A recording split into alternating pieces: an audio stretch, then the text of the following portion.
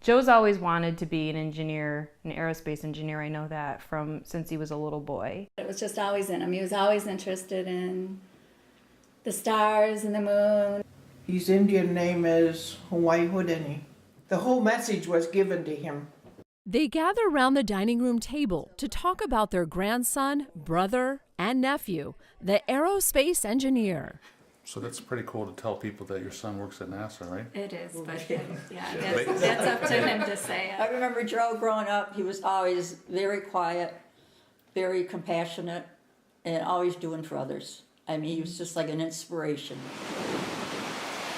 Joseph Connolly grew up in Niagara Falls, son of a Six Nations father and Irish mother. So it's very difficult for him.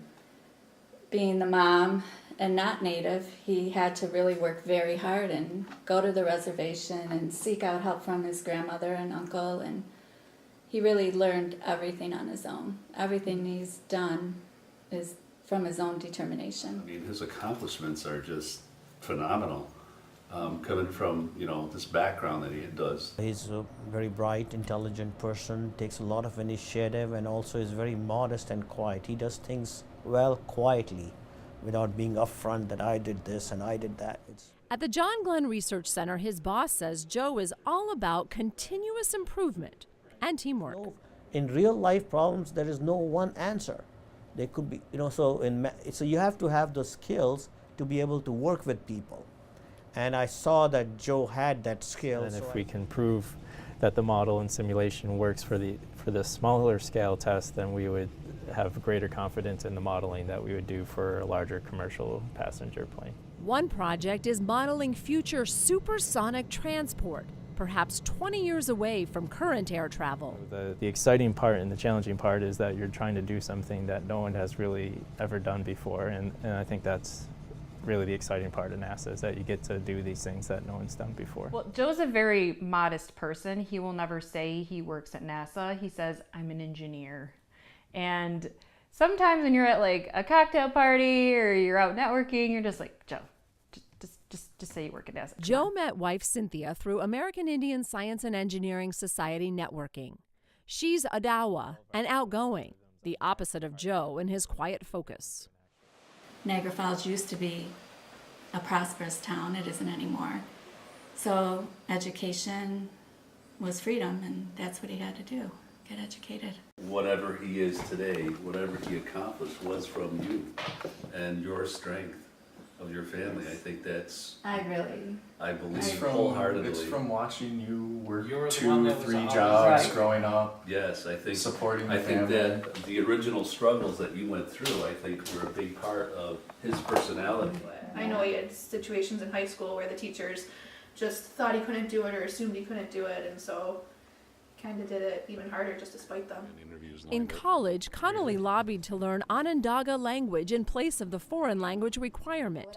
He then helped his grandmother create teaching materials. And he picked up the Indian language in 6 weeks, in which nobody has done it. Because Joe had told me, he said that NASA was his dream job. And so, with that said, you just want to make sure that happens.